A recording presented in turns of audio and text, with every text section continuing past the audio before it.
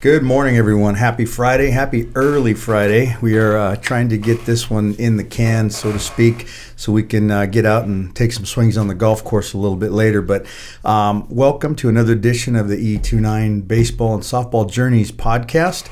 I am Ernie Ramirez, and I'd like to thank my sponsors right off the bat, of course, as always, Chihuahua Cerveza. The brewery is in Newport Beach. They are open for takeout, and you can stop in and still purchase growlers to take to the beach, to take home, or wherever you enjoy your adult beverages. Also want to thank 100% Media. The boys at 100% provide the videography, the editing, and all of the things that we need to make our production look professional. Also want to thank Adam Schwartz Real Estate. Adam provides the wonderful office, and he provides all of the space that we use to put on our show. Folks, today I had to get up early, which for me 8:30 is early, to get one of my good friends, longtime friend, and now colleague, John Chastine. John is the current head coach at Vista Lago High School, and John is also an avid golfer. So to get him on the show on a Friday, I had to get in early, had to get him in, get him out so he could get on the course. So, John, welcome to the show. Thank you, buddy. I know it's been a long time just trying to get this thing set up, and you finally said golf after, so let's do this. It was for the golf and not the podcast. Just for the golf. I figured, and the free beer. And the Chihuahua. Those are the two things I had to keep up. You're my most expensive guest right now. But anyway, this isn't. This is kind of different. But normally we're just shooting the crap anyway, and most of the stories I've heard or was a part of them or caused them, one of the two. But anyway, what I usually start by, and we'll have you do the same thing, is just kind of bring us up to speed. Right now you're the current head coach. You're on-field scouting for the baseball factory, and you do one-on-one private lessons and instruction at the shop for us. So kind of let everybody know about your baseball background. And as I mentioned, go all the way back to the Movell days when you were the statue and all that at Sunny Mead Park. But as far back as you want, just tell everybody how you got to Vista.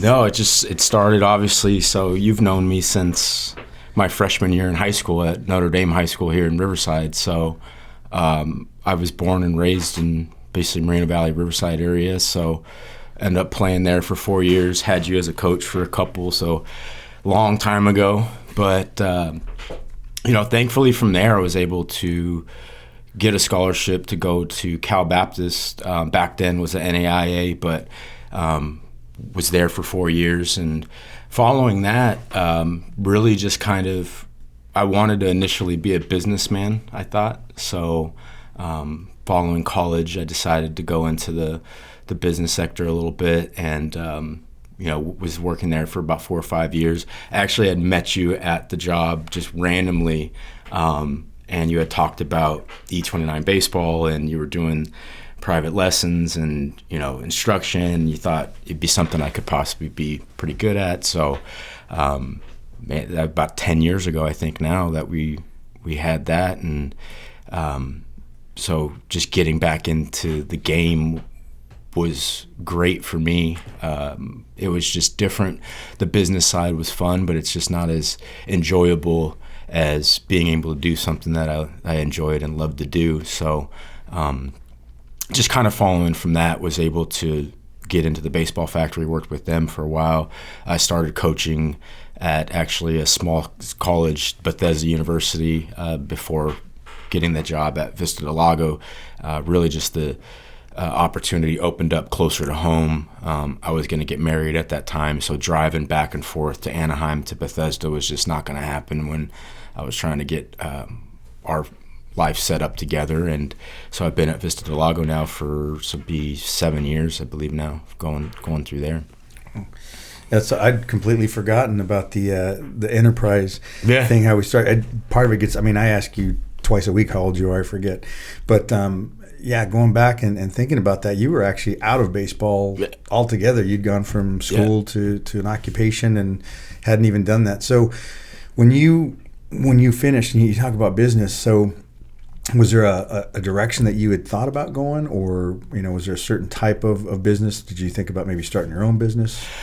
At that time, I was just young, and I didn't really have a full direction of what I wanted to do. I just thought business, I thought, was like putting on a suit and making a lot of money, and I just figured, well, I'd like to do that. Yeah. And it's a lot to go into it. And being at the professional or at the private sector where I was at with Enterprise, I did learn stuff and got to see how to run one and do that, but it just wasn't as enjoyable as doing it. At this time now, I wish I would have gotten into the industry as far as baseball and trying to make the business sooner than cutting the time back that I had back then. But it worked out now.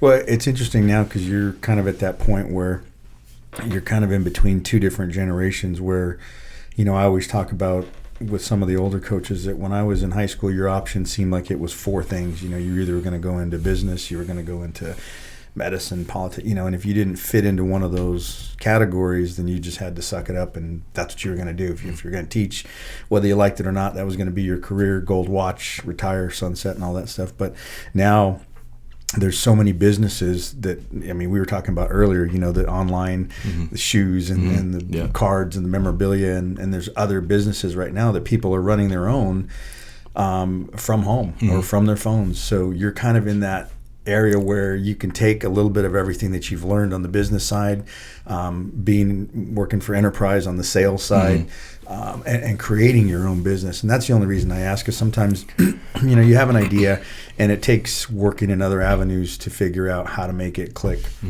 Yeah, and I think what it's kind of like the old adage, my uncles, my dad, grandpa, all of them at that time, it was always you went to school, you got a job, and you had to work for somebody kind of thing. Yeah. You always wanted to have, that kind of thing. And I think it's kind of transitioning now for a younger generation where they're really starting to realize that, yes, that you can go into that sector, but there's a lot of opportunities just to be able to create your own thing. And you can be able to do it with now kind of minimal upfront costs to be able to do it. You have YouTube, you have Twitter, you have Instagram, you have all these avenues that people are able to create their own thing. And I think that that's kind of the transition that I saw a little bit coming in, where typically kids went to college, tried to get into a good corporate job, stayed at that corporate job, or bounced to another corporation for as long as they could, and then retired. Now it seems that kids aren't really so much looking to go into corporate fields. They're looking to do, their own thing. They're looking to do something totally different. They're looking to utilize the tools that they have as far as online and media and all these things.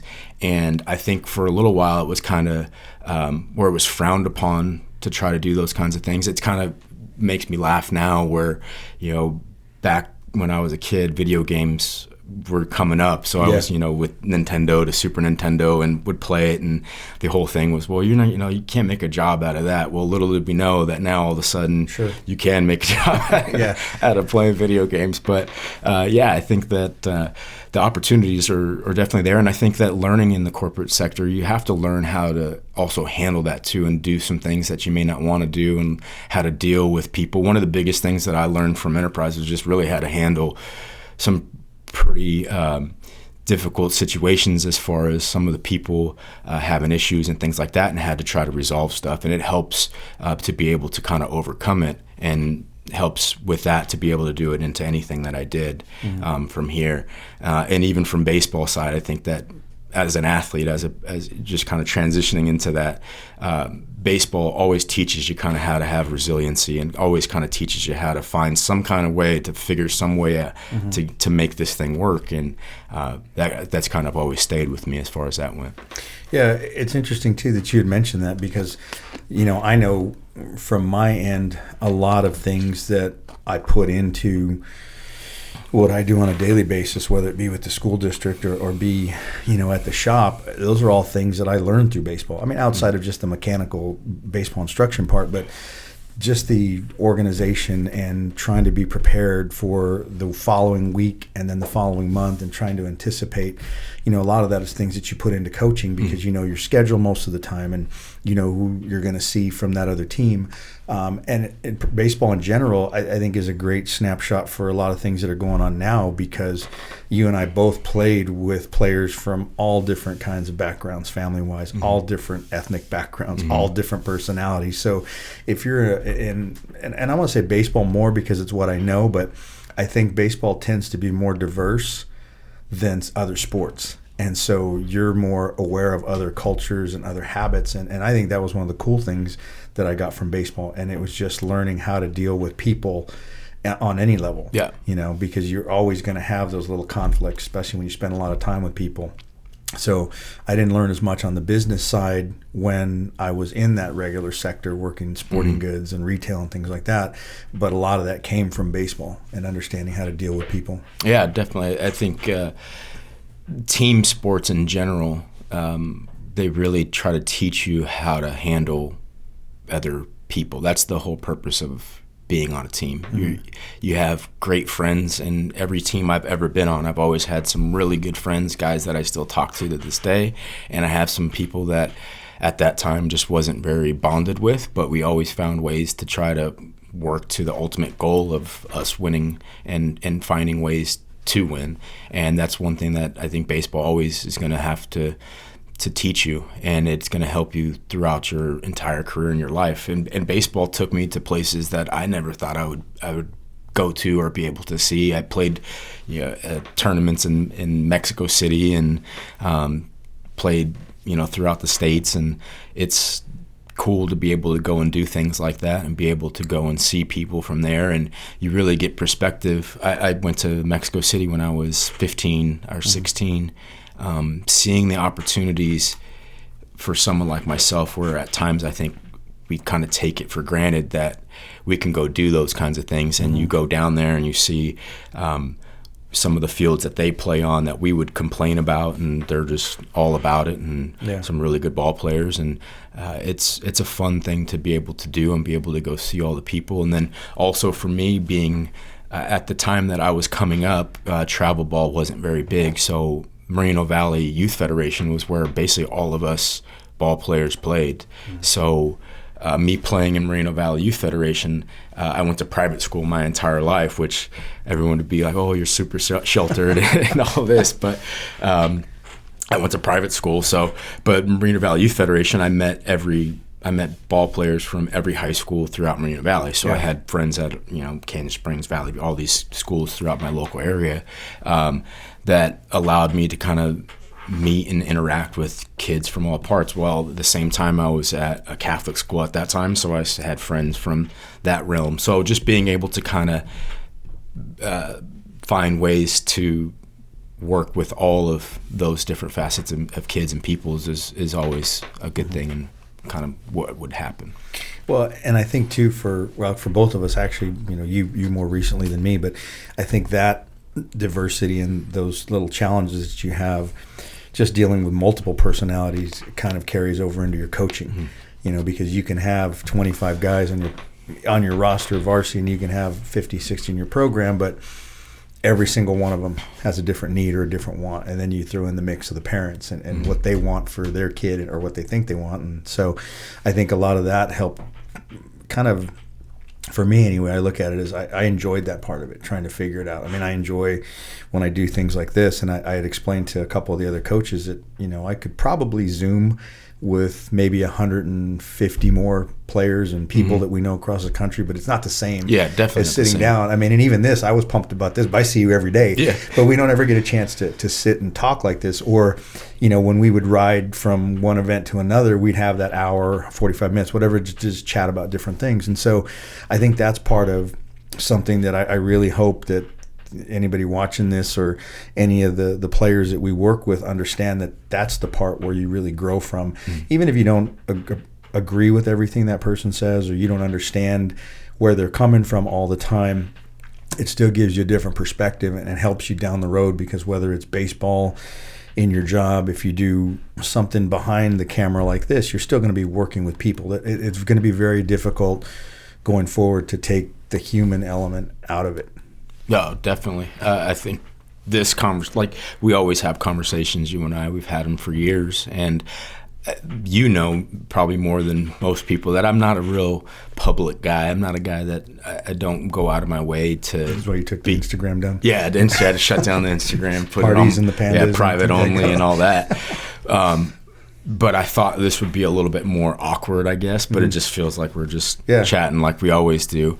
And those conversations that you have face to face, I think now are even more enjoyable than probably before, because it's kind of rare nowadays that we talk and have these conversations, or just even chat in general for an extended amount of time. Yeah. Typically, it's just email, Instagram, text messages.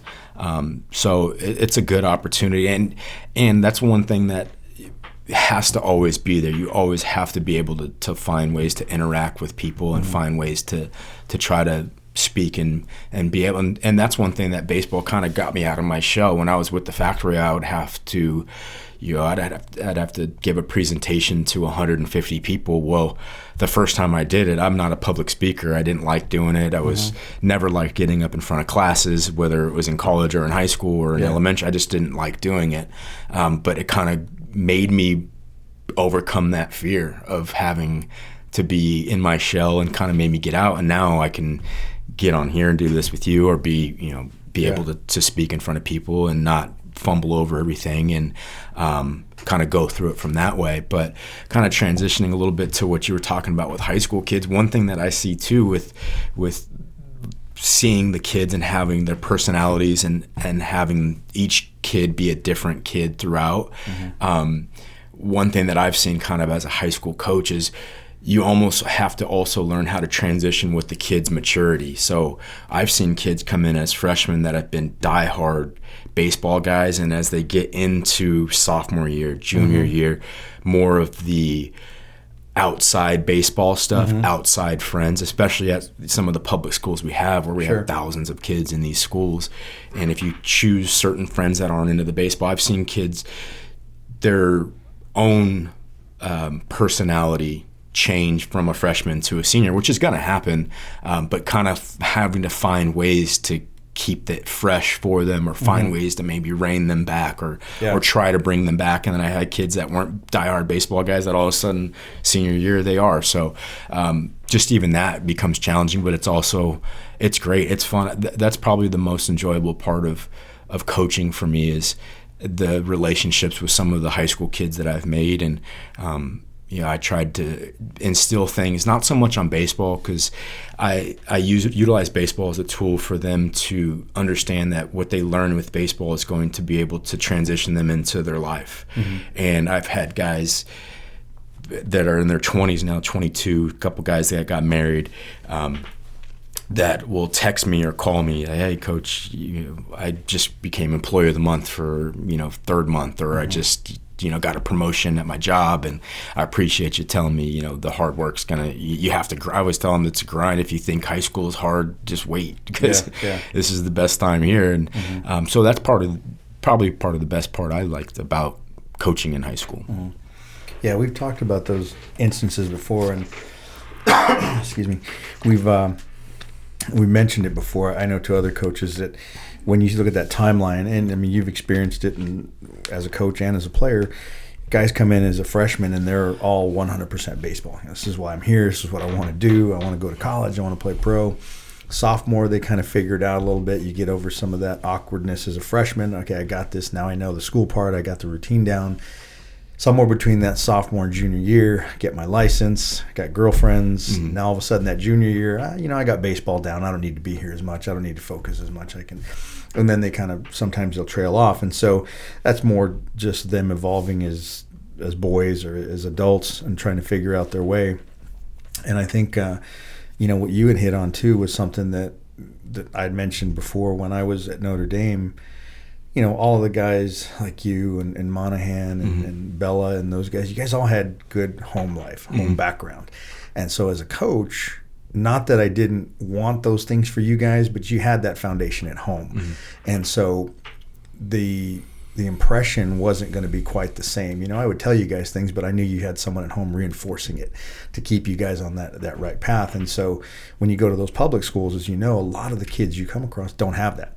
Whatever the home situation is, it's not as stable all the time, or maybe you don't have that male role model at home. Sometimes it's your older brother that's maybe only 2 years older than you that's at home helping you with your homework, giving you the answers that you're looking for can I do this, can I do that.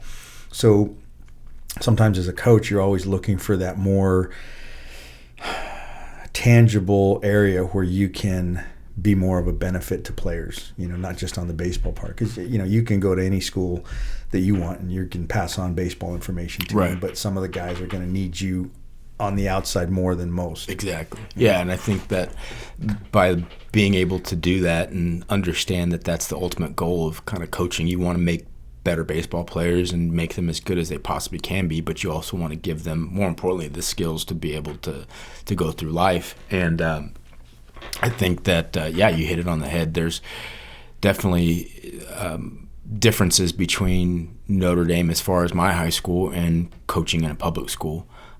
Most of the players that I played with, we all had mom and dad there. The stands would be filled with our parents, quite a bit. And it's a different transition for stuff like that. And really, I have to kind of understand that and ask questions whether they're stretching, whether we get a moment, me and one guy alone, because guys aren't going to open up to you really in front of a big group. Sure, yeah.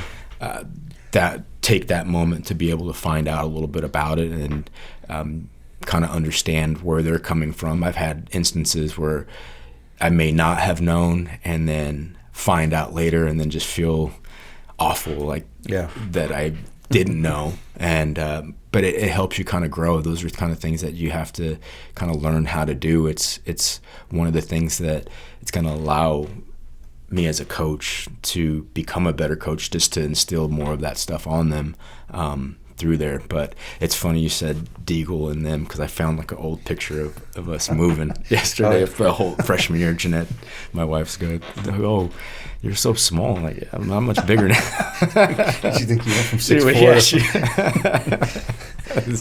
Maybe because you play it up so much. You're like, oh man, this guy was like Mike Trout when he was in high school. Age got him. But I mean, it's fun when you go back and you think about some of the relationships I have with former players. They're not always the best players, or they weren't always the best players. It's always the guys that you don't think that you're really getting through to. A couple of the guys that I still go back and forth with, or I still hear from time to time, they were guys that I thought, man, for sure this guy's going to hate me.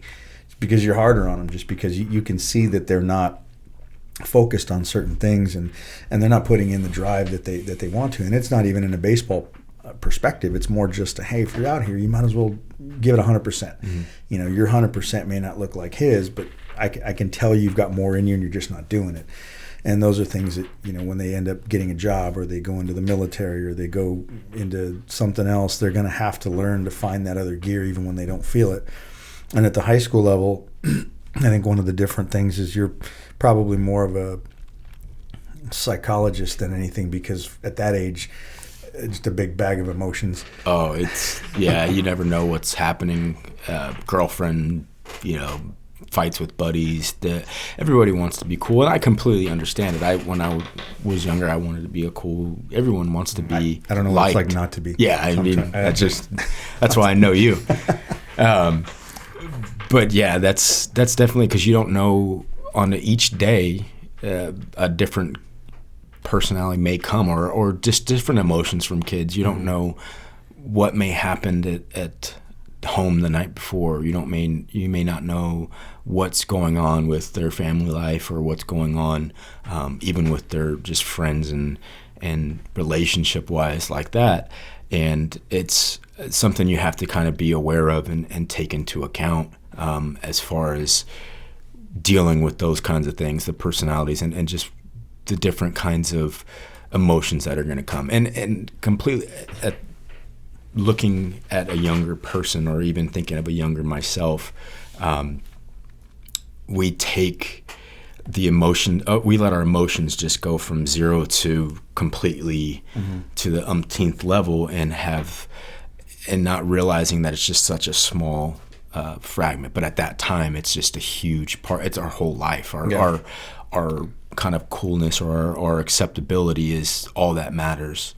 And it's just trying to relate to kids and relate to guys that, yes, this is where you're at right now, but this is just a quick snapshot of your perspective. One of the things I always try to just explain to guys was, as far as the game goes, you may play it from, if you're lucky, you say 8 to 22 or 14 years or 12 years, whatever it may be, but you live to be 80. That's a small time to play a game. Yeah. And if you're going to play the game, like you said, if you're going to be at practice, you might as well let it go and do it as much and hard as you can. Dealing with kind of the situation with our entire world now with COVID and that, it's kind of a funny, not funny, but it's a moment to look at kind of how we always would try to say, play the game as it might be your last. Sure. No one saw this coming, right? And all of our seasons got shut down. So our last game was our 7th game into the season. And, sadly for some of the seniors, it was the last game possibly of their careers. And, you just don't want to think back and think, man, that 6th game, we got smashed our 6th game. I remember because Beaumont came out and just crushed us. So, but some of those at bats though, you would think about, well, man, now I wish I could have went back and just done a little bit more. So it's kind of telling as far as baseball goes, and just trying to keep that with the kids and understand that. Yeah, I'm glad you marked it, because I was actually going to – sometimes we make references and you don't really realize sometimes if you're thinking about, they're talking about COVID 2020, just so if we mark this. But sorry. Yeah. So, what's funny is not funny, but interesting is that with a lot of the players – sometimes I'll sit and even the guys that we have come in, I'll watch. And I'd like to say, because all of our guys, I think we hammer on them pretty good, to stay in the moment and kind of take perspective of what you're doing. Don't let the outside things that are going on affect you as much, because you're still here to do it for a job for you. Your main goal hasn't changed until something tells you it has. So right now, maybe it was your last game last year. It was going to be a last game at some point. It just happened early. But, for everything to stop, for college baseball, for professional baseball, for high school baseball to go away, it's going to take a lot of other negative things to happen. So in that regard, hey, now you've got another chance. Let's just reset it. Let's just focus on what I didn't do, or what I've talked about with some of the guys I work with is 6-7 games, you had a snapshot. Were you happy, or were you at the point where you were already going to go to the coach, hey, why am I not playing? Hey, why am I not getting time on the mound? If you were there, somebody gave you a reset. You've had all this time to fix that. You already know I wasn't where I needed to be, so what are you going to do about it?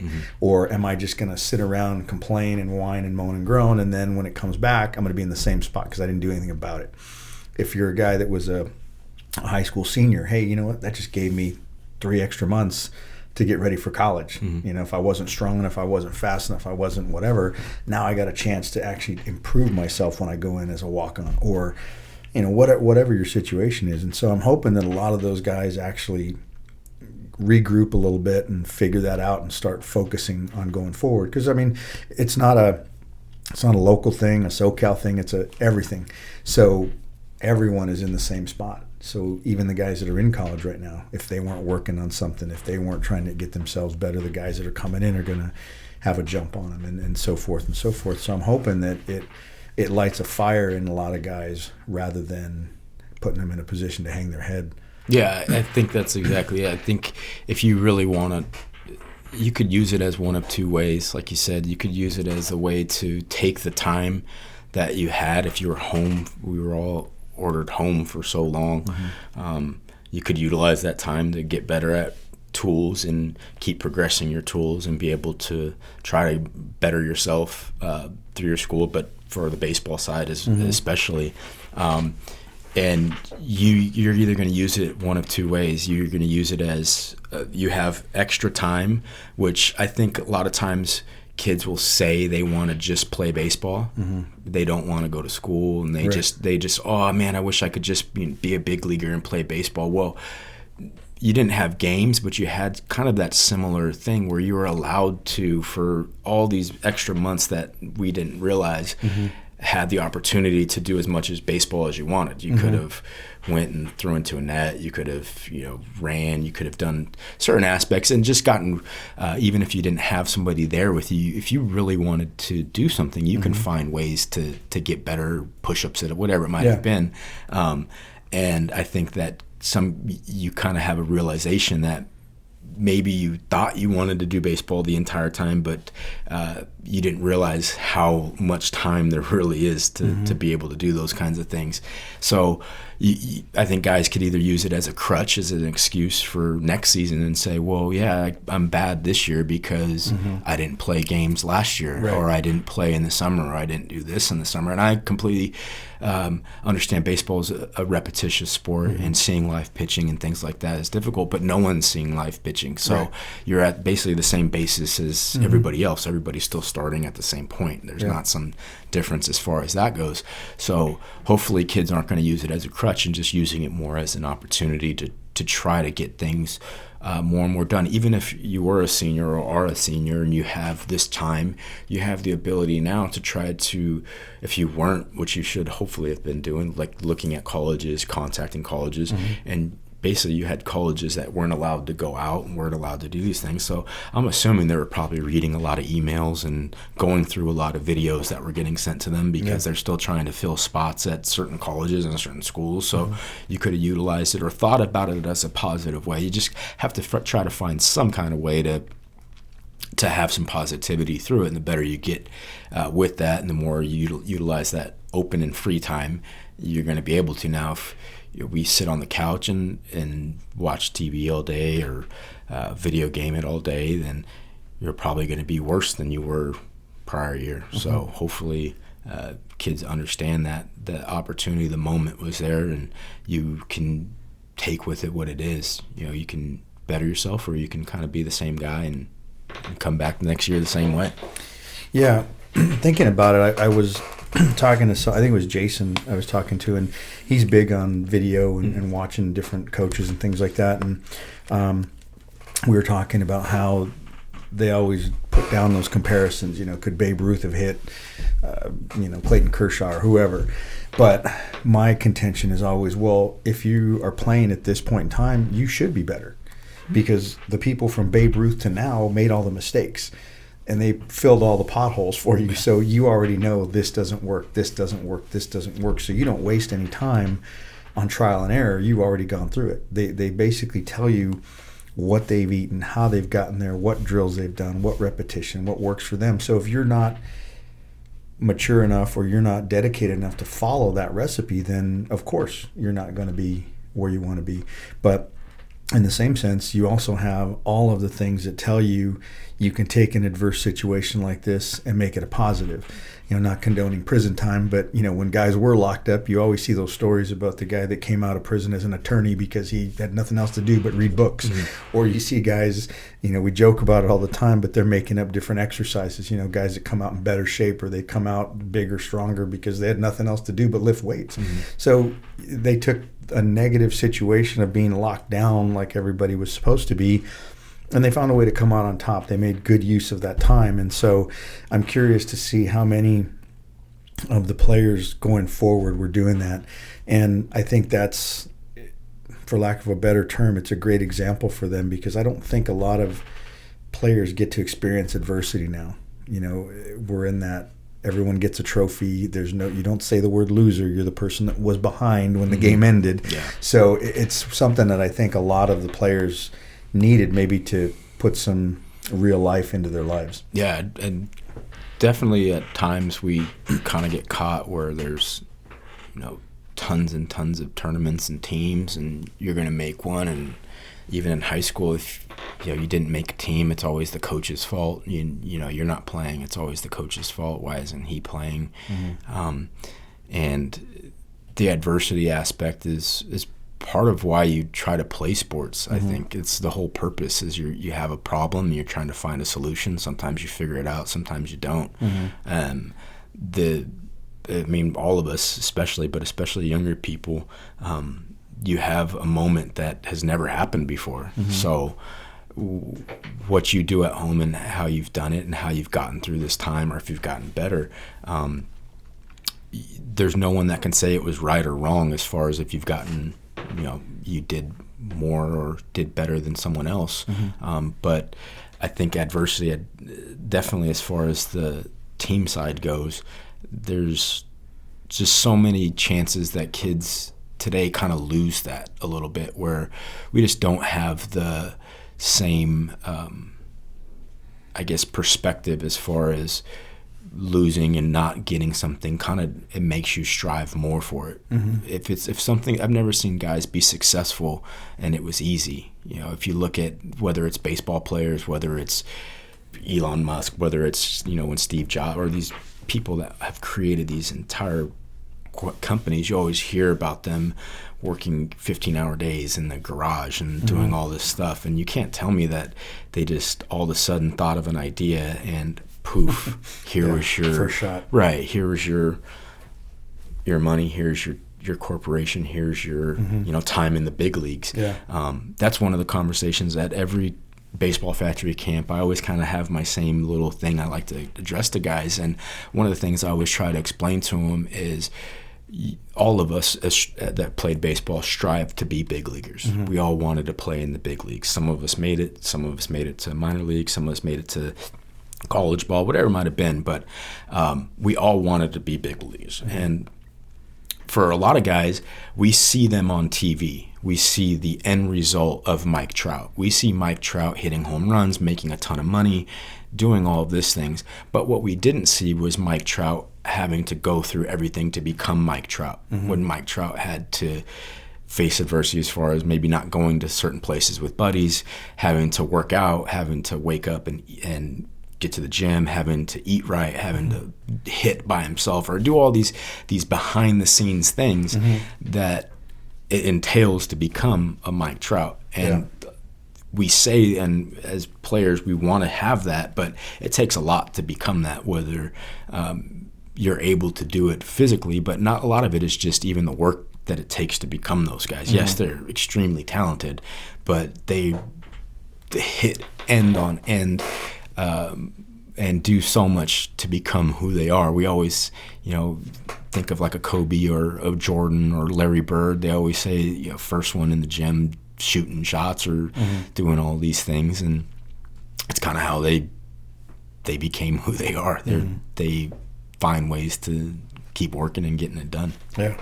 Well, it's interesting when you reference that. You know, there's that picture that pops up on social media every now and then of the iceberg, and the iceberg's on top, but then you show the bottom half where all the work was done. And then you talk about, in any sport, you know, you mentioned some basketball players, you mentioned some baseball players, but even those guys, there's only 10 or 12 that would pop right into your mind. But in the NBA, there's another 300 guys that were good enough to get there, but not good enough to make that status where you say basketball, and I think Michael Jordan or Kobe, or baseball, you think Mike Trout. Well, there's, you know, 30 other guys on his team, but you don't know who they are. You know Mike Trout. But they're all just as good and work just as hard. They just didn't have that extra talent that he had to separate them. So it's hard for, you know, players at that age, and we've known this for doing the showcases and things, that little vision of my team and the 20 guys that I'm out at practice with every day, but you multiply that times 500 varsity teams across the country, and then, you know, that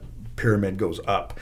And so, you know, I think sometimes it's really hard for kids to see that worldview of baseball rather than just their own, and really go out and be honest about their abilities. And so one of the things that I've always talked to our guys about is go and watch a game, not the in-between things, but go before a game. Watch how early they are. Watch the guys out. You know, go to UCR. Watch them bringing out the equipment. Watch them rolling out the tarp. Watch them doing all the work before they get on the field.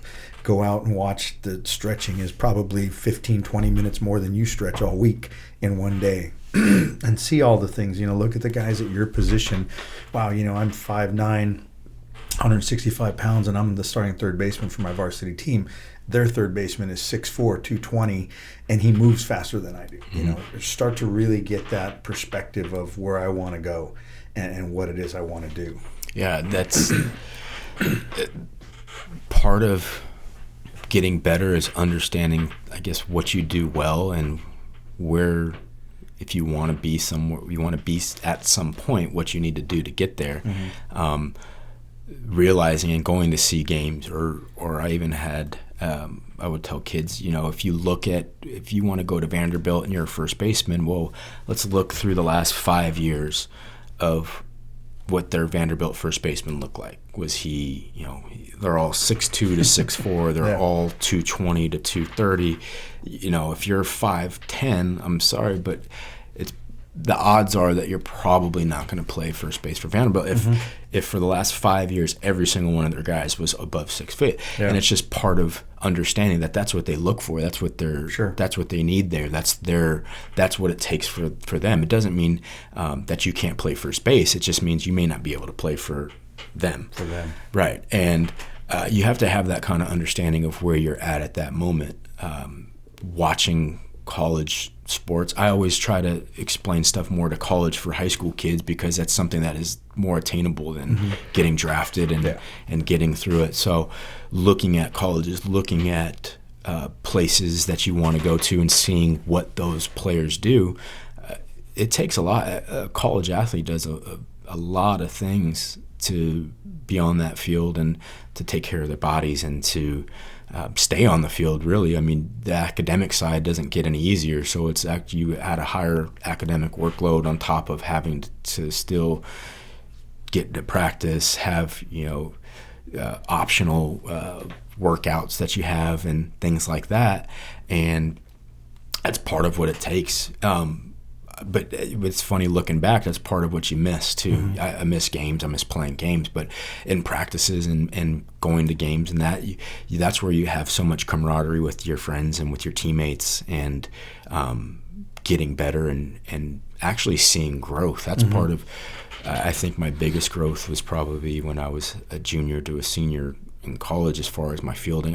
My hitting tailed off a bit there, but just doing more as far as that went and working at it is what kind of helped me see becoming a better player. It's kind of what makes you keep wanting to do it. But I agree that being up front and seeing college is kind of like the best way to see it. And you've said it quite a bit, where if I can put you out there on college BP or college infield outfield and you don't stand out as why is that guy there, then you belong there. But if you're on that field, if you can't say I can't be on that field, and if I'm in the stands and I say, well, who's that little guy John, right? Why is he out there? All these other guys seem to be way better than him. Well, then you're probably not going to be. You probably don't belong.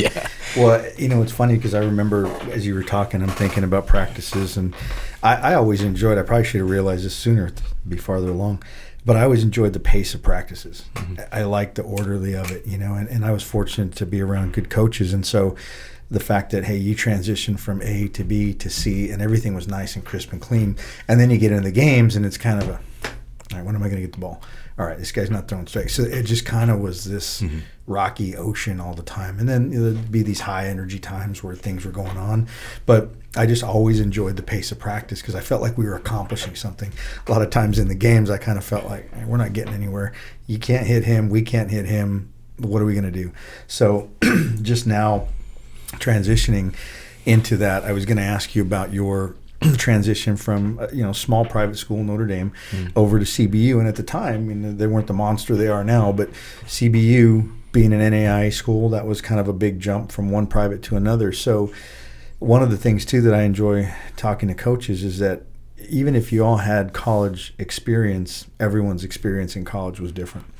Getting on campus that first time, just like a freshman in high school, you walk in thinking one thing about yourself, and then maybe baseball kind of knocks you down a peg. So going from, the high school accolades and strong program at Notre Dame that we had at the time, and then going into CBU, what was your transition like there? It's definitely different, especially from Notre Dame. I think my graduating class was maybe 110 kids, so it was a really small school. And going from that even to Cal Baptist at that time wasn't Cal Baptist that it is now. I love what Gary's done with the program. I love what their school's doing there. But I think at that time it was maybe 2,000, right around, maybe 3,000 kids in the school, and majority of us were athletes. And it's different. For me, it was a little bit more eye-opening because I'm going to bigger classes. I'm seeing hundreds more people than I ever did at my high school. I knew we all knew everybody, to not. And then on the baseball side, there's seniors that are there that are pretty big and pretty strong. And I played second base, and I'm coming out, as a pretty good second baseman for high school. And then seeing some of the guys that are second basemen or shortstops for college, and it's different. I had to understand that I needed to get a little bit better. I wasn't just going to all of a sudden walk in to getting a spot or being able to even play. I think one of the things my dad had told me one time was, the higher you go, everybody has all whatever. So in high school, all league, all CIF, all county, all whatever it is, those are all the good players. That's what you got. Right. Well, then you go and you were the guy. You were at Notre Dame. I was one of two. There was me and Mike Boxstall, a couple other guys that were up there. But so you feel really good about yourself. Well, then you go to a team at even Cal Baptist and NAI school here, local. You go there. Every guy on that team was an all something. So who cares? No one. Everyone has that. So you have to have that understanding, and I think that's kind of the biggest transition. To that, it's kind of the growth from a freshman to a senior. As a senior, you feel kind of big and bad, and you're the guy, and then you kind of get humbled back down as a freshman again. You're the grunt. I mean, we had to go get, as a senior, I'm the guy at high school that gets to tell the kids my teammates what to do. I'm running practices. I'm holding guys accountable, and all of a sudden, I go to college, and now I'm the low man on the totem pole. There's only I think 4 of us were freshmen, and it was a different thing, especially then. We had to go get water for practices. We had to fill the jugs. I had a truck back then, so me and my buddy were the only 2 guys on the team that had trucks, so we had to drive water down and back and forth to the field, pick it up. We had to do stuff for the bin. It was just a lot of things that you had to be okay with kind of as your role, and then understand that it wasn't going to last like that forever. It's just more of, I think, as the older guys on the team, they kind of want to see what you are, who you are. Are you going to do that? Are you going to be able to handle some of those things? I'm not about like hazing, where you're not trying to haze kids and do things like that. But I think you do try to, or at that time they did anyways. We had to do things that seniors didn't do, but it was just part of it. So I think that was probably some of the biggest change for me as far as that went. And then the other thing was the length of practice in college. At NAI, there's no rules. So high school, we practiced maybe for 2.5 hours because we were at Nichols over there. And I go to college, and the practices were 4 to 5 hours. That's a long time. And just fatigue wise, being able to handle those, and transitioning from my first 2 years with our head coach at that time, which was Kumamoto, to Gary, who's there now. Gary, man, our practices with him, like you said, it was, we all had and Kumi had it too, but we had our regimen, and you were here, and it was nonstop. Right. We sprinted everywhere. I mean, so it's being able to get through those workouts, get through that practice, and then have to go and do studies and go to study hall and do all that. But I think that was kind of the biggest change as far as it went for me. And then one thing that was different, I think, for myself at that time, and I try to tell some of the parents that are at smaller schools, don't panic that you're at a smaller school.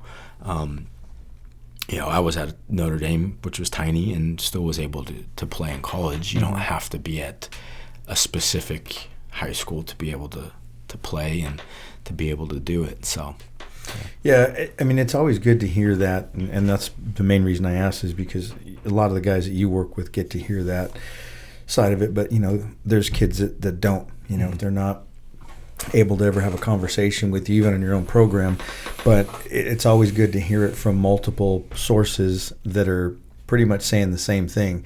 And, that the things that you had to do as a freshman, the chores, for me, because I'm a lot older, I look at that as that's just how the pecking order went. That's how you earned your spot on the ladder. And I want to know that the guys coming in are just as much for us as the guys that are already here, because the sophomores did the same thing you did. So why would you as a freshman be any better than him? And we're not asking you to do anything for us individually, but that water, for example, is for all of us. If you don't go get it, someone else will, that's already been here, put in their time, paid their dues, and again, depending on programs and depending on personalities, there's some kids and parents that wouldn't go for that because, my mijo should be treated the same as a senior, even though he's just a freshman, he hasn't proven anything. But I think that those are the kind of things that to teammates, they kind of prove you and give you that credibility that, hey, okay, this guy's in here for us. And I think it's never too much of a point that you always want to keep hammering that home, that you're always trying to fight for a position. Even when you're a freshman, you mentioned all the accolades, you come in and that all goes to the wayside.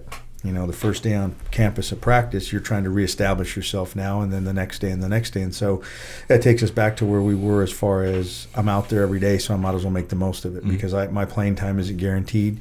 And I'm sure you heard it from Gary too, even the guys that were there on scholarship.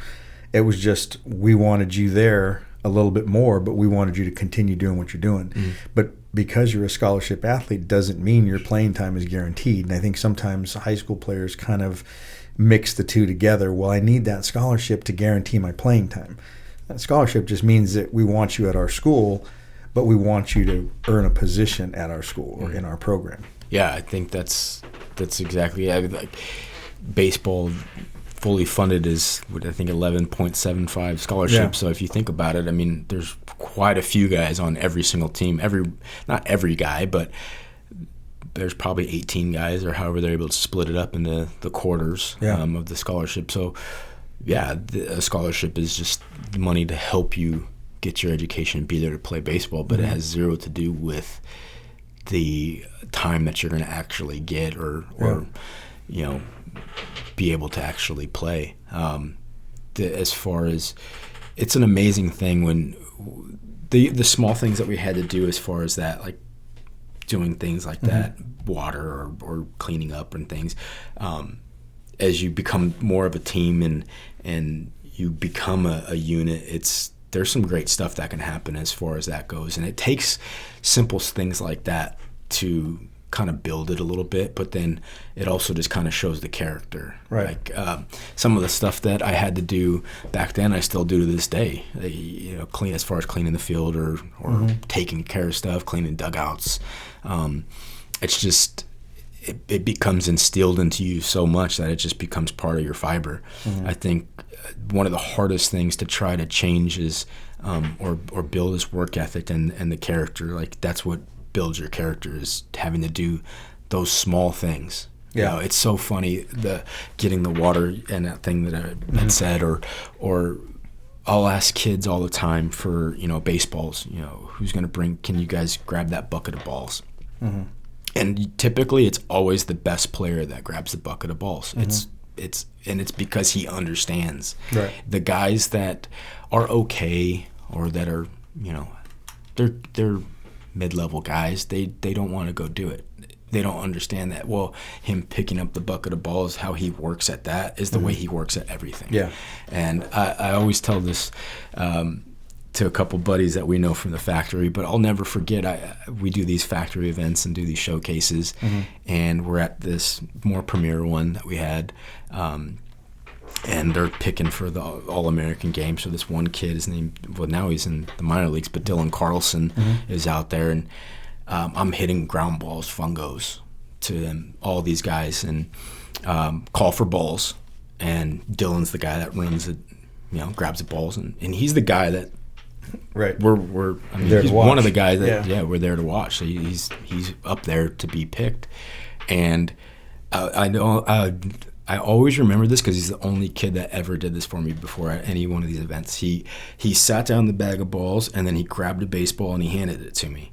And just the simple thing of him handing it to me was like, it just kind of caught me off guard because most of the times they do, like, they'll just set it down. Yeah. But he had so much, I guess, more respect for the game or just so much character as far as that went. And he did it every time. I went through probably 3 or 4 bags of balls. He was always the guy that grabbed the bag, brought it over. And he's one of the best players around at that time. Yeah. So if that guy can do it, right, everybody, I mean, it doesn't take a lot to be able to do things like that, but it's just that character, that ability to be able to kind of humble yourself a little bit and do those things is what makes those guys so great. Well, and that's one of those things, and you had mentioned it with the character, and sometimes it's hard for people to understand when you're in a position as a coach or a college recruiter or a scout. You know, there are some things that you really can't separate. You know, these 2 guys take ground balls the same. These 2 guys have great swings. These 2 guys have great arms. But what's going to make them go that extra mile? We talked about what's the difference between a Kobe Bryant and the guy that's on the Lakers, but we never heard his name. Well, it's that little extra. And a lot of times players don't understand that you're going to be, as a college coach, working with this player for 4 years. Do I want a guy that I have to remind to pick up his stuff for 4 years, or do I want a guy that's going to help me remember to help get everyone else organized? You know, going back to what you talked about, those little chores that they had freshmen do, I never played in a program where everyone didn't have a job to do. But those entry-level positions like water, you can't mess that up. Yeah. You know, the juniors and seniors, hey, they were in charge of the mound, they were in charge of home plate, they were in charge of the tarps, they were in charge of the bullpens. They had higher priority jobs, just like in any business. You know, we give you that job because there's really no way you can mess that up. Take it to the fountain, turn the spigot on, fill it up, put the lid on, bring it back. So it's more of a just getting you accustomed to doing something and being part of our routine, and eventually you'll move into something more important because, you know, if that mound's not taken care of and we all leave, we come back the next day, the sprinklers have gone on, we've got that hole, you know the mess that goes on. So it's just more getting someone into a routine of your program, and sometimes it comes off to parents as well. Why are you making him do it? Well, someone else is doing another job. Eventually he'll get a better job, but right now we want him to help out, we want him to be part of the program, so we give him something easy to do. So transitioning now into the scouting part of it, and I know that, you know, it's different from time to time, but from being a coach full-time and seeing basically the same guys for maybe 4 years, depending on whether they're freshmen or not, and moving around, how has that changed your perspective? I know what it did for me, but for you, moving from all the different areas that we cover with the baseball factory, how has that changed your maybe approach to what you work with your guys, or how you are trying to motivate or trying to implement different things and getting your guys ready in your program?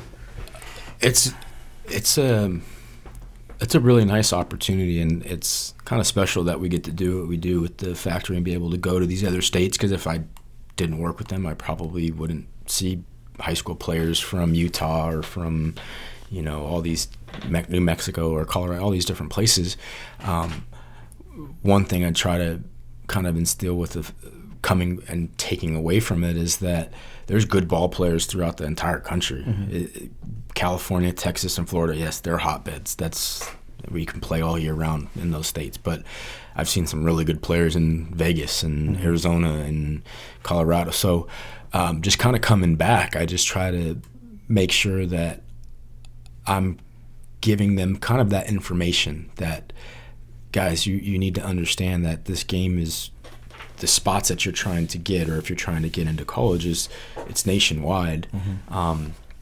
And that you're going to have to try to compete with that entire thing.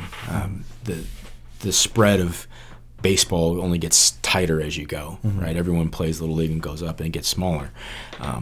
But I try to, one, work with that. And then I think, too, is just seeing really across it is like a lot of the high school athletes, they have, majority of it is just the similar kind of general mistakes. You know, loopy swings, or a lot of uphill swings, or, you know, footwork with ground balls, or so trying to hit on those things that I see maybe the average across statewide that most kids struggle with. I try to stay and work with my guys kind of with that, because I have them for a lot longer. Just being able to see that, and then understanding the real kind of average across the board of what it really is, and kind of what the average high school player looks like. Our average high school player here does look different than the average guy in Utah, but there's still guys that are really good there. So it's just kind of more of that. Yeah, I think our population in Southern California has a lot to do with it too, because you go to certain areas, and some states they're a little more spread out, so there's more pockets of high schools than there are, but there's more area in between where there's not. So I think just, we've talked about it before on the show with Riverside alone, you can rattle off 15 high schools within 10 miles of each other.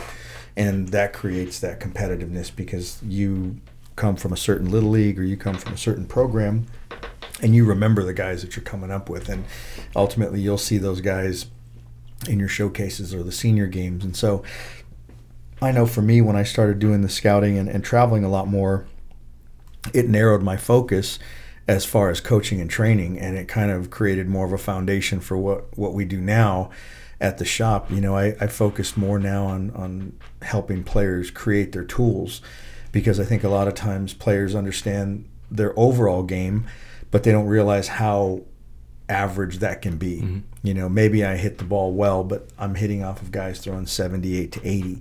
Well, that's not even Southern California average. So if I can't hit above that, it's not going to work beyond that. Or something simple as not really understanding why that third baseman at the D1 level has to have the same arm strength as some pitchers do, because they don't understand what the time is for a guy getting out of the box going home to first. The numbers haven't really gotten down to that level, which a lot of players just focus on. Hey, I hit 480 for my high school team, and I made 2 errors, and I only struck out 7 times, but every guy I faced was under 85.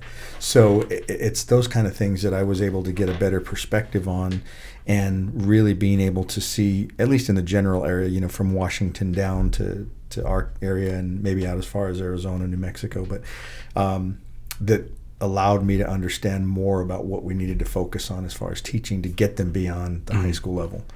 Yeah, when we do our events there, or even when we watch kids just even play, we're always looking at their individual tool set.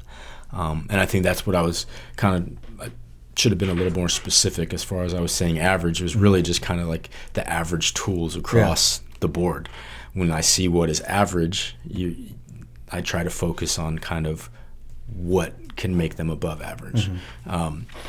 And that's really one of the best or most important things to do is team. You're going to learn team stuff, but baseball is really an individual sport as well. It's one guy, and it's a batter and a pitcher, and there's one battle, and whoever wins that battle and it's just continuous battles.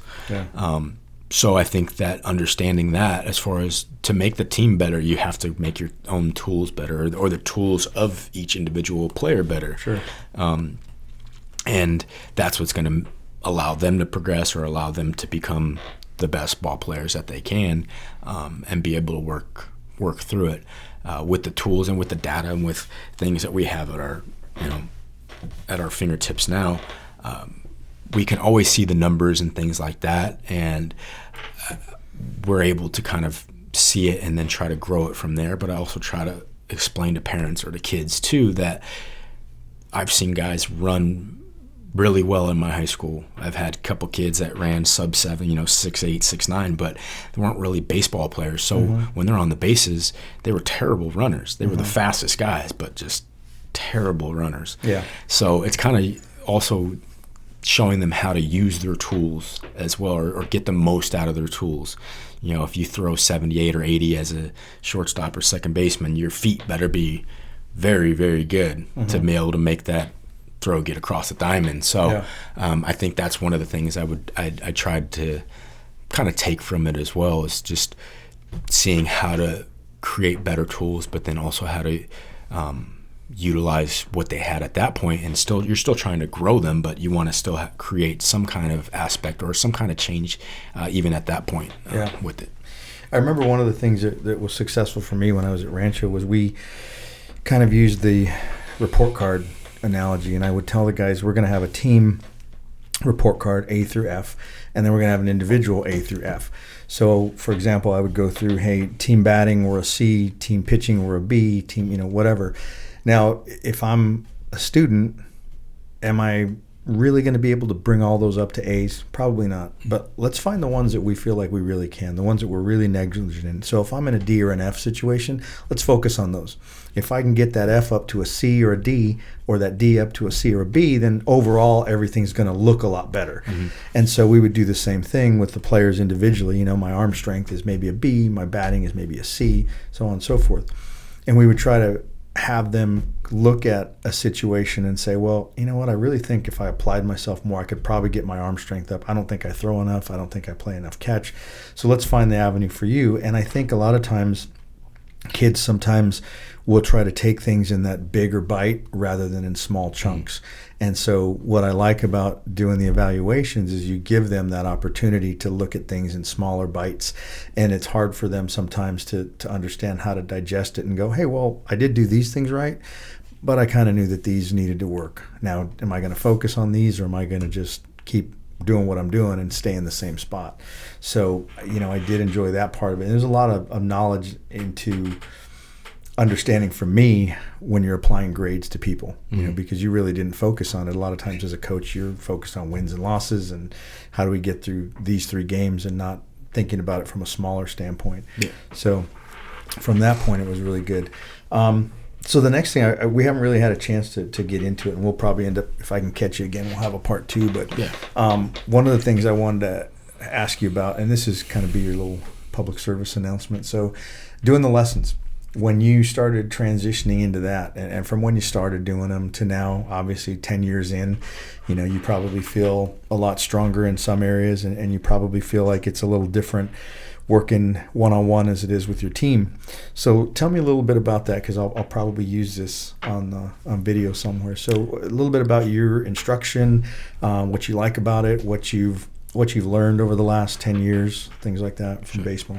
Yeah, I think I enjoy it. I think the one-on-one aspect of it, I get to be a little bit more in detail with a kid. I find ways to kind of create things that are going to make them better, and be able to work on certain drills or certain ideas to help them further on. The good thing that I look back from the 10 years is that I've grown as far as what I do and what we do. So I'm not doing the exact same thing, thankfully, that I did 10 years ago. I learned newer drills or new things, or try to create and develop things that are going to now still make better baseball players or better tools for that person. I've kind of learned also that, some of the kids I have to really get on. Some kids I have to be a little bit more lenient to, because they're just going to crumble. So just being able to handle each individual personality and keep it fresh for them. I think that's one of the main things too, that sometimes as instructors, even as coaches, they're still young kids, right? Even in high school. So I try to find ways that it's going to still kind of make them enjoy baseball. It's still a game. Try to find ways that they're going to be able to improve and be able to better themselves, but then they still enjoy what they're actually doing. The individual side, it just makes it a little bit easier for myself to kind of create a rapport, and then to also see and create more entailed, notes of what they're doing and how they are progressing. Versus if I have my high school guys, it can be a little bit harder for me, because I have 15 to 20 guys, and to keep tally myself of trying to keep all 15 guys in line, it's hard to stay on that path with each individual one, which is different with a one-on-one, where I have one kid for 30 minutes or whatever it may be, or a couple times a week, whatever it is, and be able to help them, or be able to see what they're doing and what they are being able to develop with.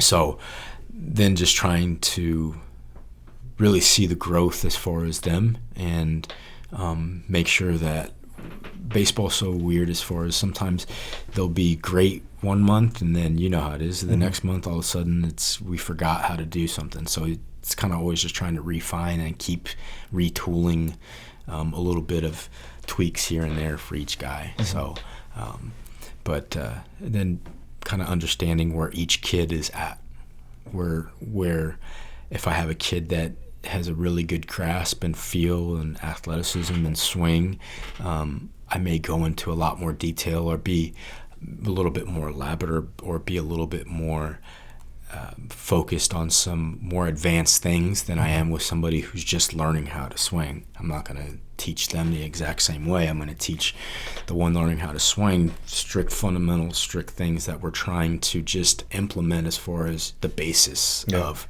right? Give them that small basis at first, versus a guy that may come in who has those fundamentals, but he needs refinement on how he's using those fundamentals, or advancement on some of the more difficult things to do. I think sometimes I kind of look at it as if we're trying to make a better ball player, the initial part can be easier at times. It's creating that last part that can be a little difficult too, like where you're taking that last jump is a hard thing for guys to get, because it takes the entirety of your movements in your body to be able to make that last, I guess, movement to it. Right, putting everything together. Right.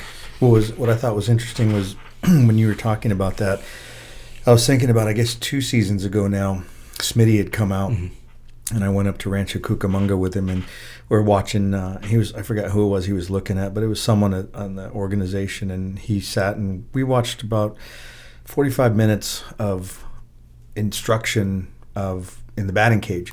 And so there was about 6 guys that had come in, and interesting the different levels like you had talked about. And so I guess as much as I'm there doing the lessons, I don't really get the chance to sit back and watch someone else do them. But it was interesting because you had different body types that came in, you had different levels, and sometimes forgetting that even at that level, there may be a lot of players that were just great athletes, and maybe they played in a state where you don't get as much baseball as you do in California. And so they don't have access to a lot of the little mechanical things that here we get to break down weekly.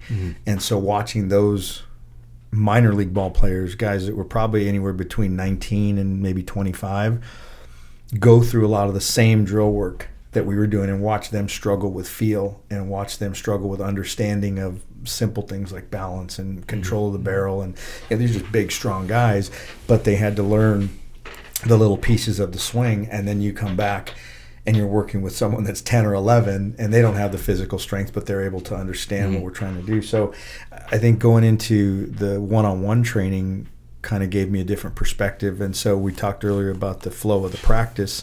I also like the fact that now with the one-on-ones, from a work perspective, I don't figure out, or I don't feel that I have any way that I can phone it in, you know, and I like that push, because every time you change players, you have to recharge and go again, and you have to start digging back through that mental Rolodex and go, okay, where were we at last? Okay, that's right, here's where we were stuck. And we go back and we start again. And so every player kind of makes a new page.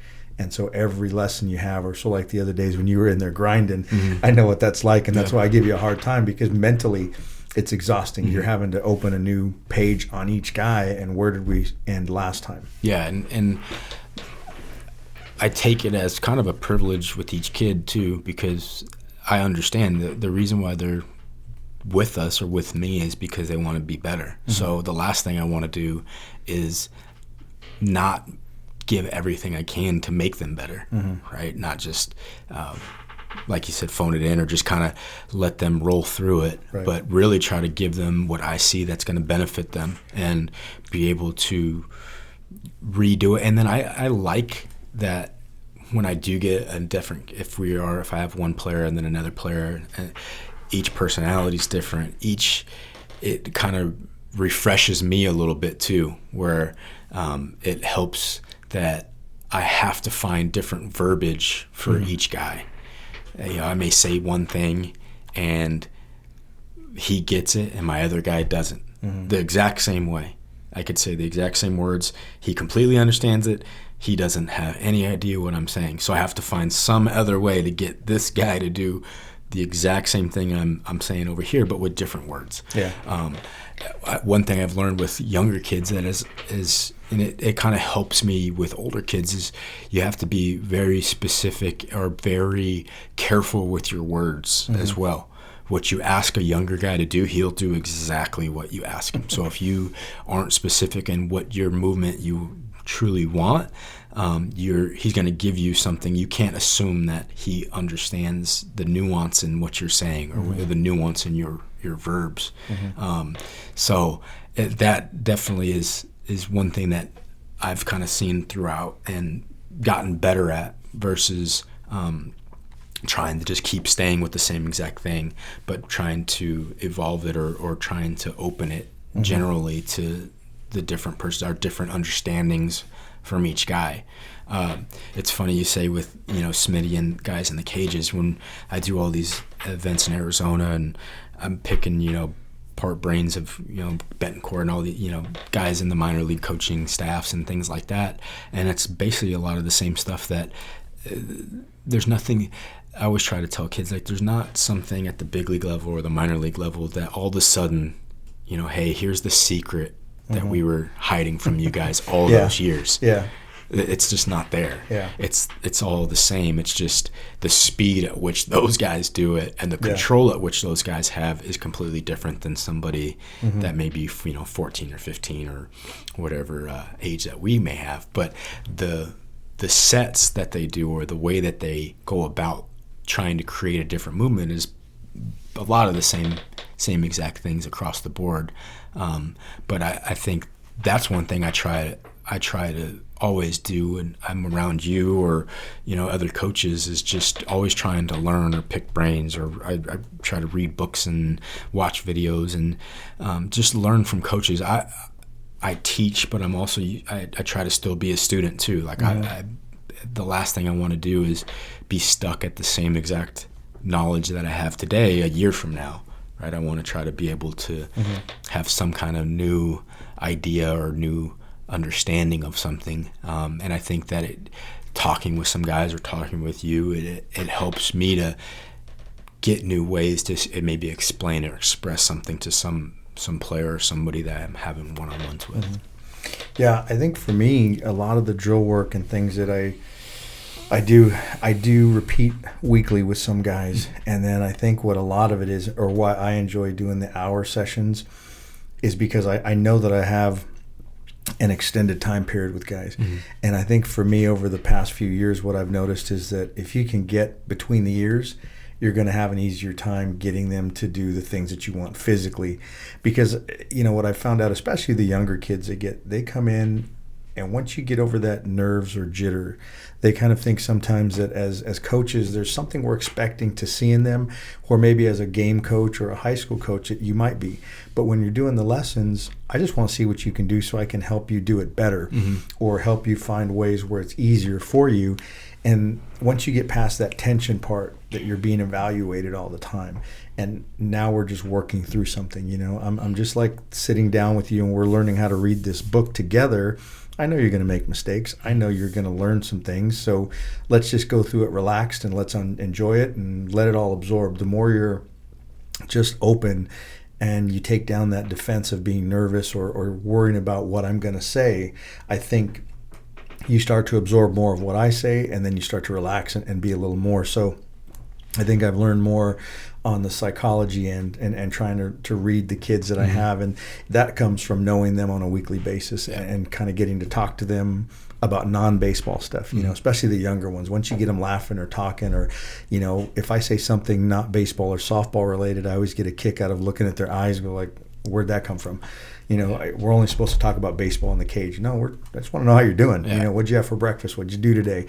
And I think that's helped me more than anything else that I've learned, drill wise or things like that. Yeah, getting to know the kids.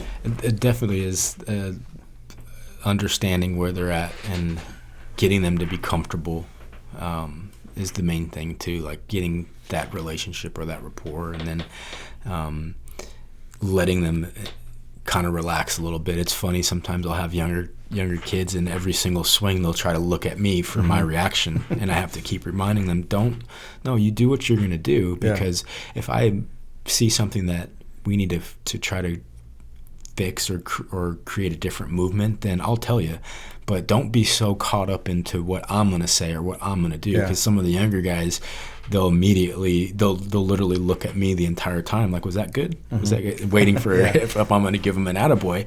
And so just understanding, and like you said, just more of the psychology of them.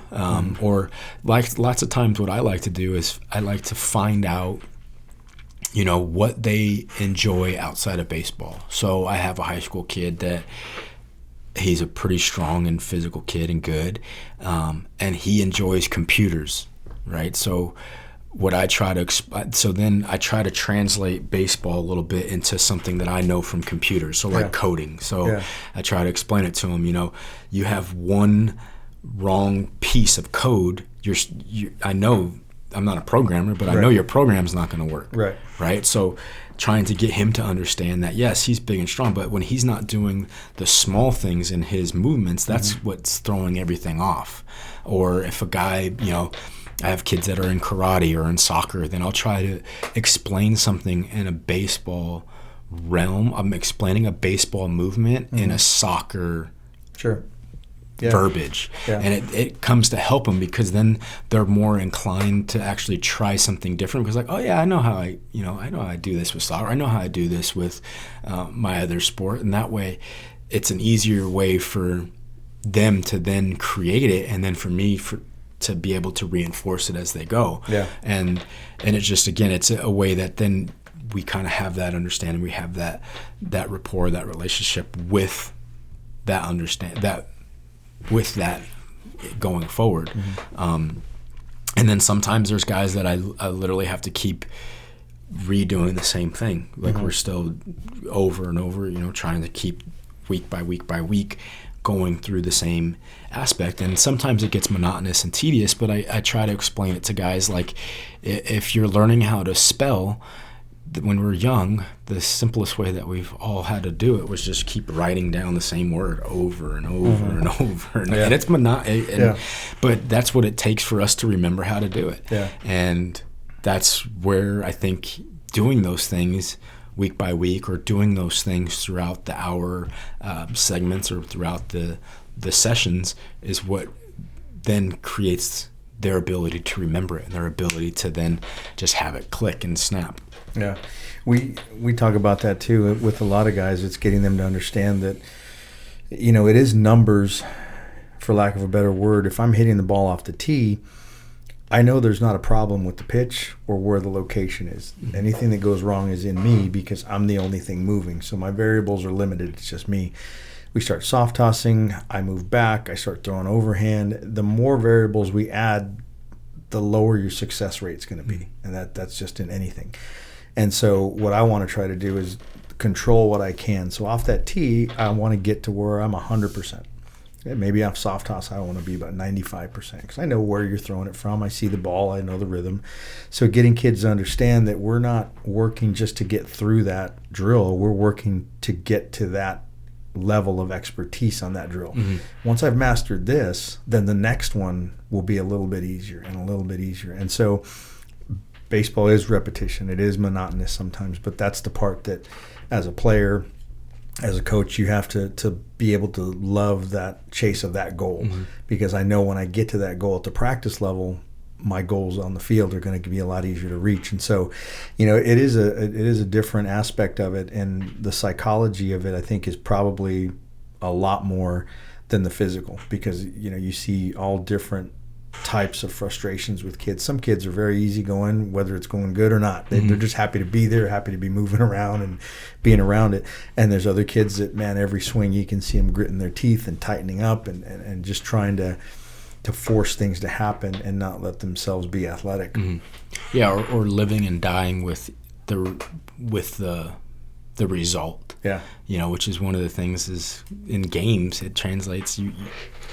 We try to teach baseball as a game of failure. And if you live and die with every bad swing you take in a cage, you're just going to pummel yourself through the entire session or the entire practice that you're doing. But the monotony or just the ability to continuously repetition or get rep is what it takes to master something. Mm-hmm. And I always explain it to kids of mastery of actually mastering a movement, mm-hmm. which is what you're saying with going from tee to this, or you have to have the mastery of the tee to then be able to continue forward.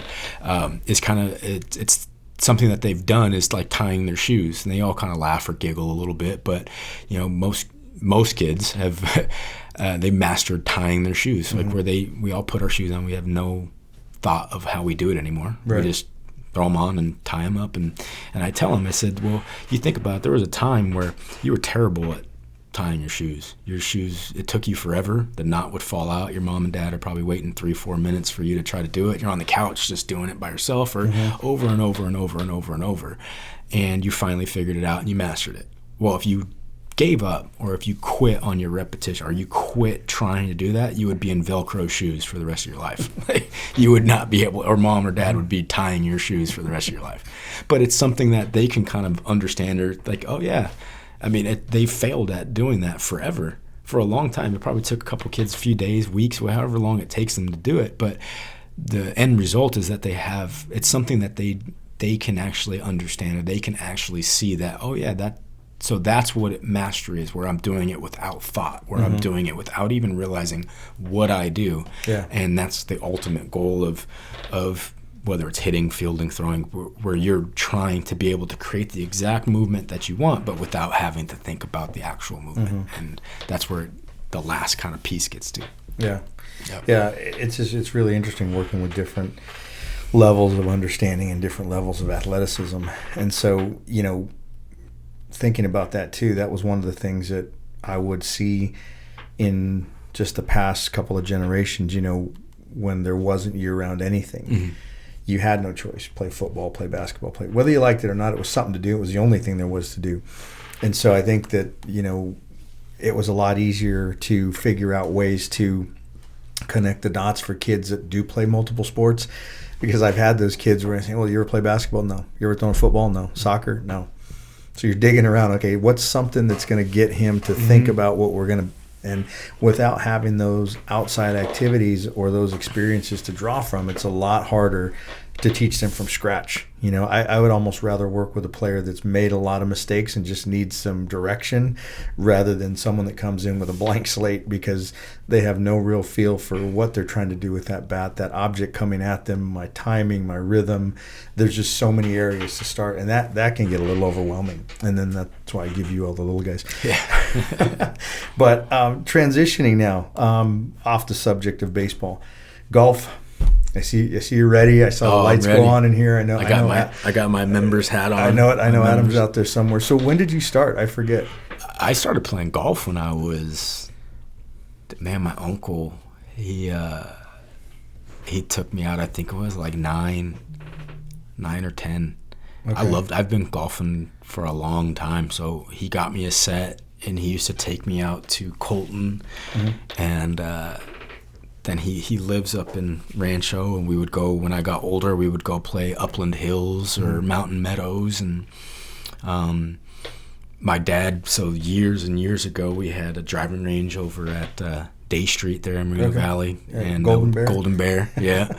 So I would go and hit balls all the time. My dad would yell at me because he thought I was going to mess my baseball swing up. And, but I've always enjoyed it. It's just something that I always I laugh.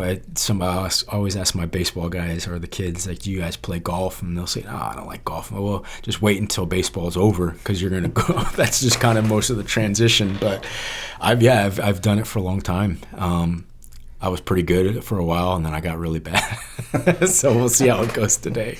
I didn't. I was more tennis, and now I'm kind of evolving into the pickleball circuit, which I did find out there is a pro pickleball. Pickleball? Yeah, I bought some, and we went a couple weeks ago out to Newport there with Brittany and Nick. Brittany hates tennis. Her and her girlfriend were bugging me one day in July when they were kids. I'm like, fine, let's go. So I took them out there to the courts at JFK. It was like 105, and I was just peppering. And they were, all right, we're done. Now she doesn't want to ever play tennis again. So I showed her pickleball. She's like, oh, I can get into this. So, and then we started Googling, and lo and behold, there's a guy making, who knows what he's making, but he's a national world ranked pickleball player. So it's a thing, I guess. But, yeah, as far as the golf, actually, I'm hoping to learn some things today between you and Adam. Adam says he goes every day. Oh, so we're definitely not playing skins. And when he said he said we can get done in about 2.5 hours, I'm like, oh, we must be skipping some holes because 2.5 hours is the first side. I don't think we've done anything less than that.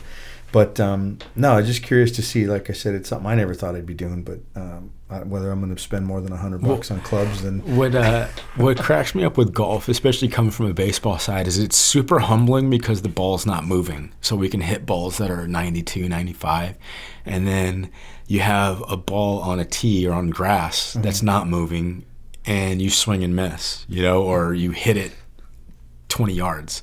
That's part of it, and it's complete just mental, all up top. Like it's just you against the course. So I like that aspect, and it gets nerve-wracking. We'll play with buddies. Well, all the buddies I go and play with. So we'll play for nothing major money, but a couple bucks here and there. $3, $5, whatever it is.